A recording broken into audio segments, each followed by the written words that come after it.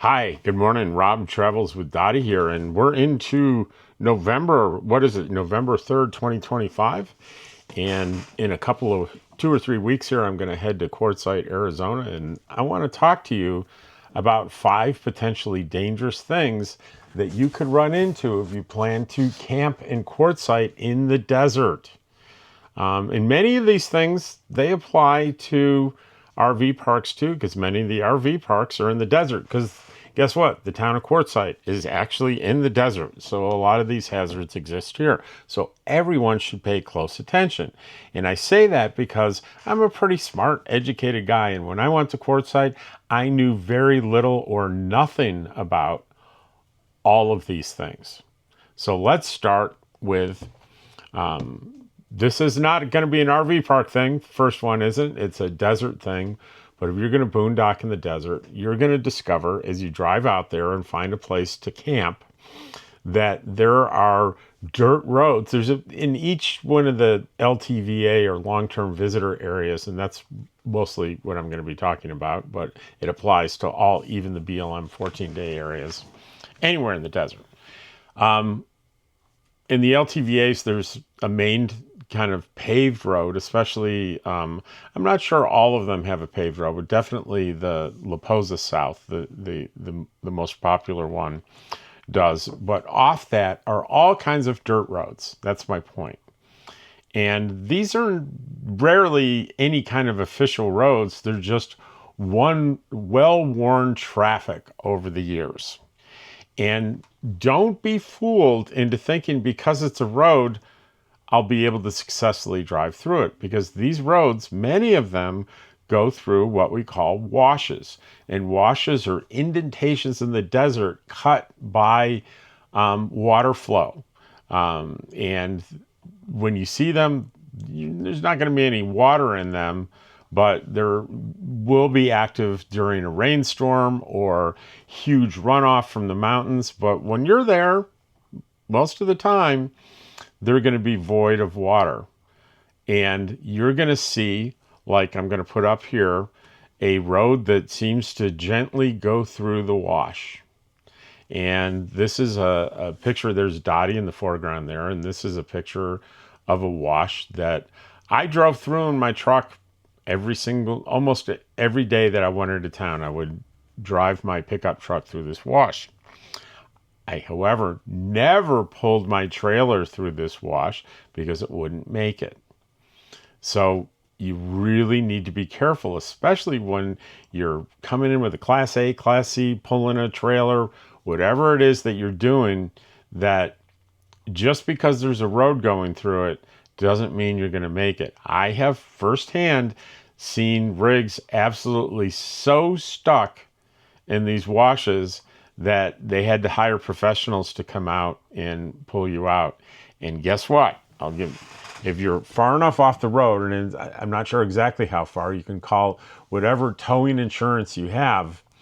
They won't cover it. They won't cover it. And guess what that means when you pay a towing company out of pocket for an off-road tow? It can be extremely expensive. It can be a very expensive mistake. And you could be stuck out there for a long time. So if you're not sure, get out, walk it, look at it, use your best judgment.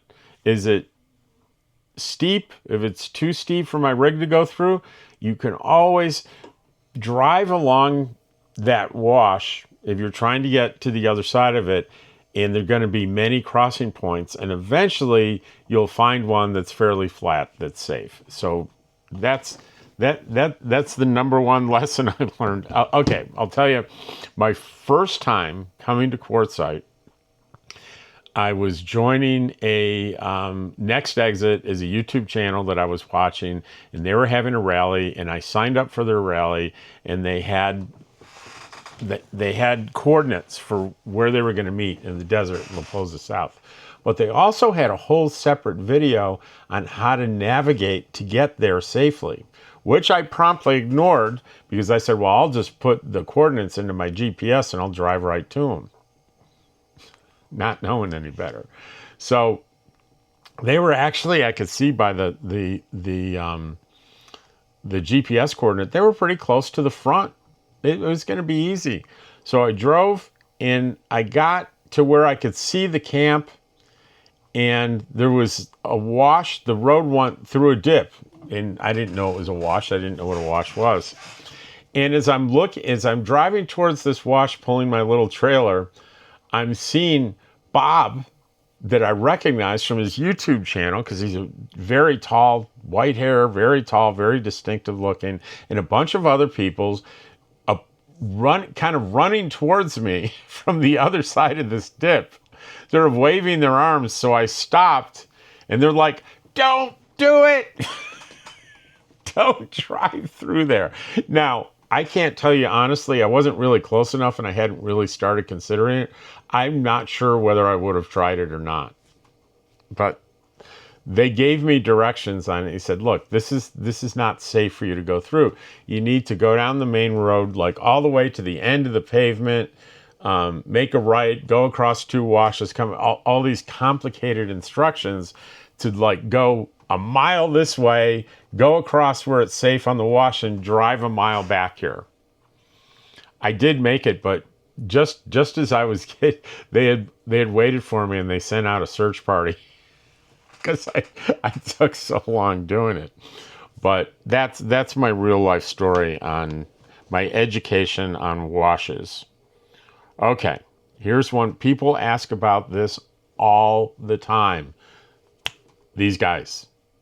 Yep, you guessed it, rattlesnakes. Okay? Am I going to get bit by a rattlesnake? Is my dog going to get bit by a rattlesnake? Am I going to die in Quartzsite because of the rattlesnakes? Let's get some. Here I have notes. I'm going to give you some facts. Most bites, over 70%, 7 in 10, occur between April and October, when both snakes and people are the most active. Guess what? We're not there from April to October. So between November and March, 30%, not 70, 30% happen when we're going to be there. So it's less likely that you're going to have that kind of bite encounter. Late afternoon to early evening is peak time. Snakes are out hunting, and people are walking and hiking when light levels drop. That's key because they're hard to see. Most bites, about half the cases, are accidental contact. Stepping on or near a snake you don't see.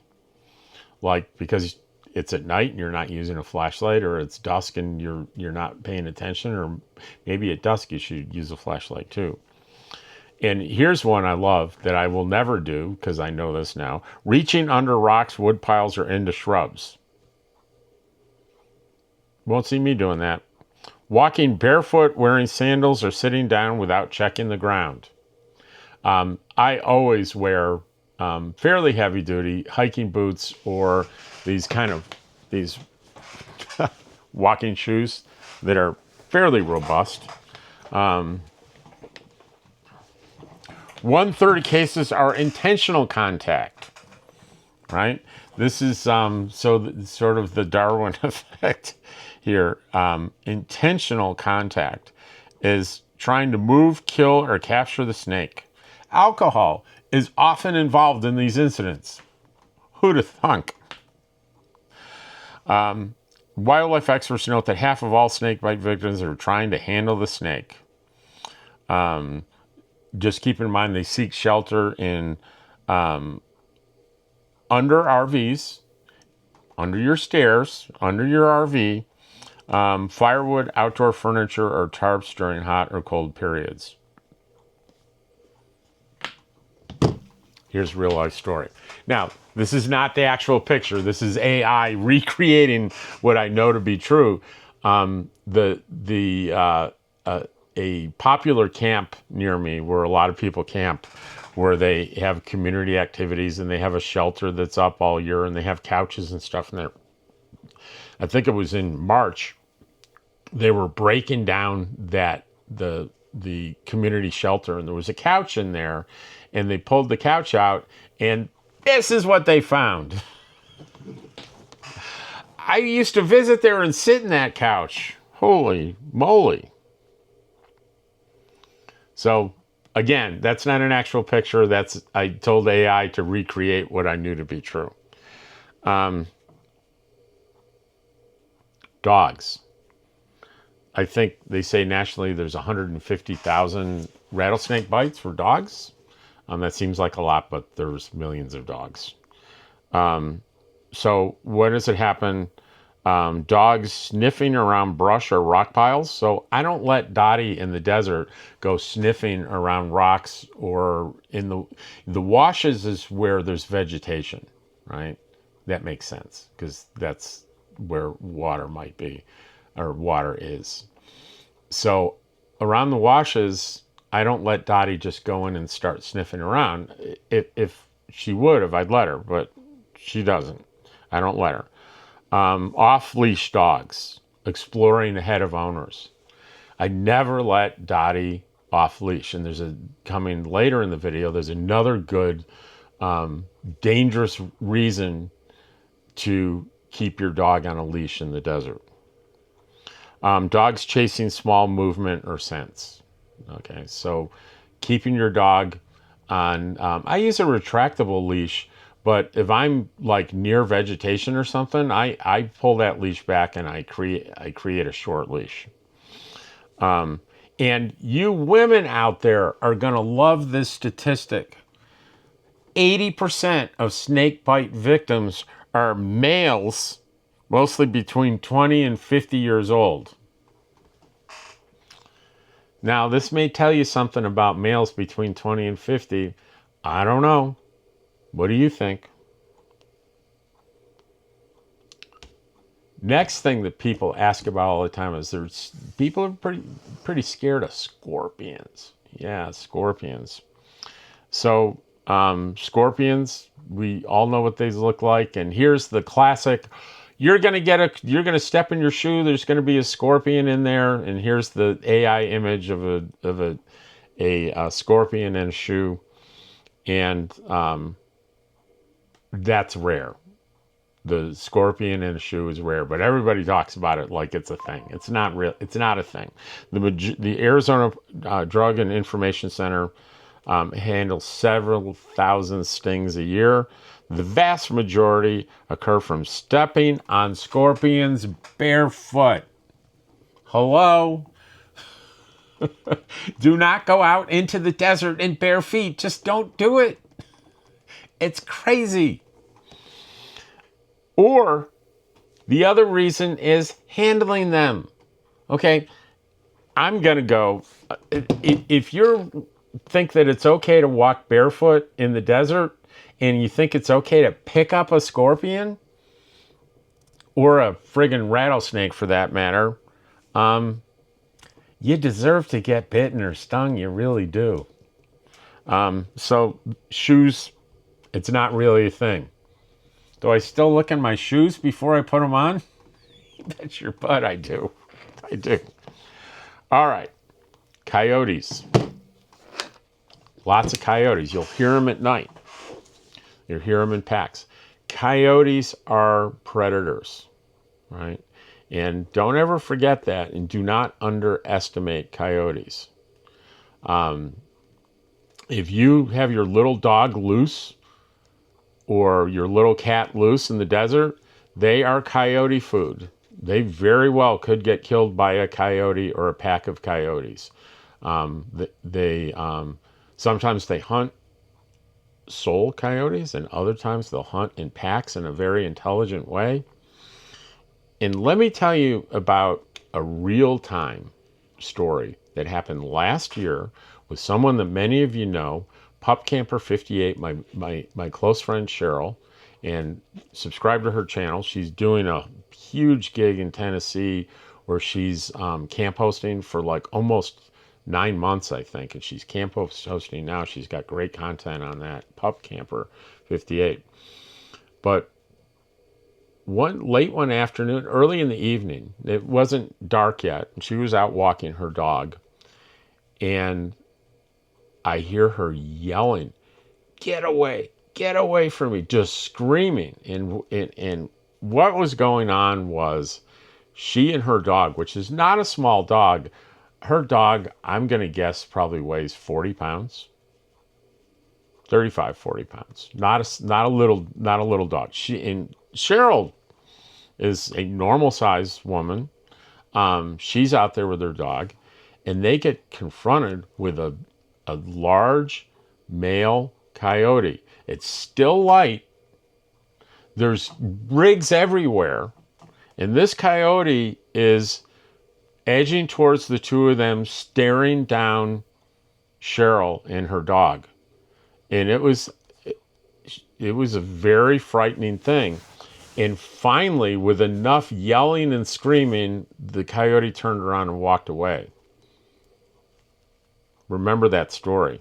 That's not a statistic. That's not a rumor. That happened. I was there. And that coyote came into camp during the day often after that. Do not let your pets off leash. Don't let your cat wander around just for a few minutes. Your cat will be fine because you think no coyote's going to run up to my camp. It's so busy here. There's so many people around and it's broad daylight. The coyote will. The coyote will. Be careful. Here's one that I never saw coming. I never saw coming. And it happened more than once. It happened driving and it happened on foot in the desert amongst thousands of people camping at night. I got lost. I got lost. I'm going to guess 200 yards away from my camp at night.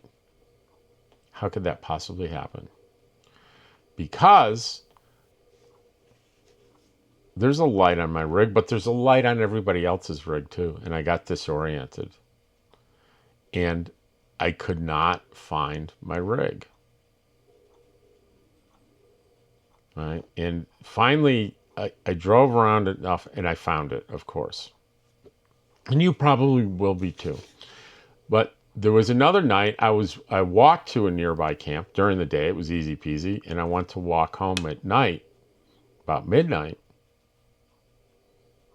I got completely turned around and disoriented. And what am I going to do? Walk up to some rig and knock on the door and wake them up and say, I'm lost, can you help me? You're going to terrify someone doing that. And other, you could have an ugly confrontation with someone that you frighten. And God forbid if you're camped sort of on the outskirts of where people are camping and you wander to where you can't see any of the lights and you realize, oh my God, where am I? Where are the lights? And especially if visibility's not that good, there's cloud cover, there's haze, so you can't really see I would hope I could see the glow of quartzsite, but some nights you can't. So you could have a serious problem then. So what is easy during the day to get back to your camp? I was, the time in the car where I got lost, I was able to navigate back to the 300 yards from where I was because I was dropping off someone and I was able to find her rig. But when I got turned around, I couldn't find mine. And believe me, during the day, standing in front of her rig, mine's right there. It's right there. Not a problem. But at night, things are very, very different. And it can be really frightening. Especially, and I'm just want to emphasize that enough, I have friends that camp in the LTVAs, but you can go out, so where you're pretty isolated. There's lots of room there.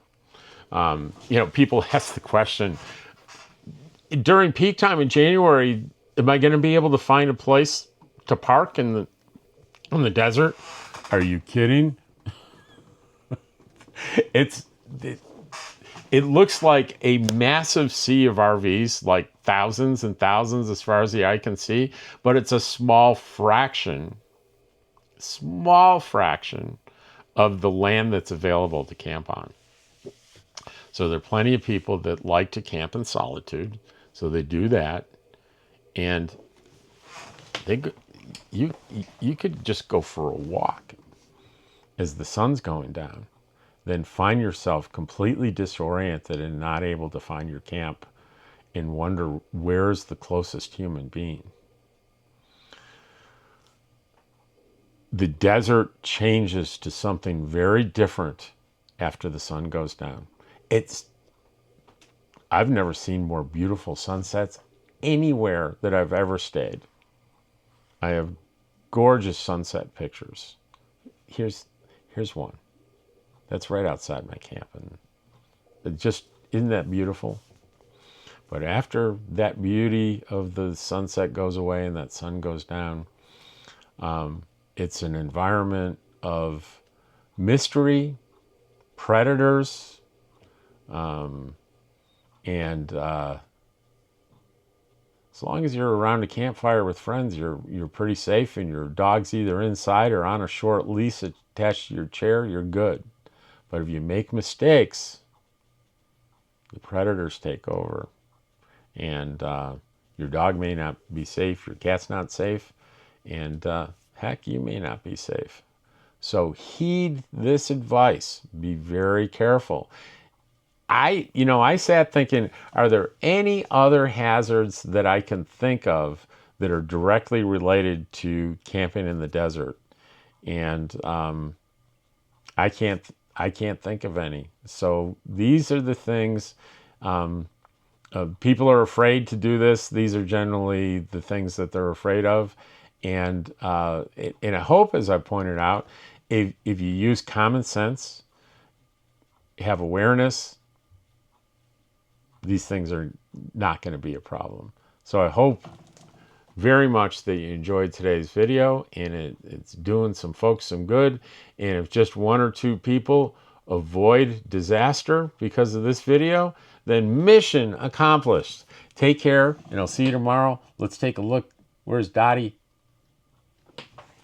Dottie's sleeping on the couch. George is, I'm going to guess, under the couch. I don't know where the heck George is, but I'll see you on the next one. Take care.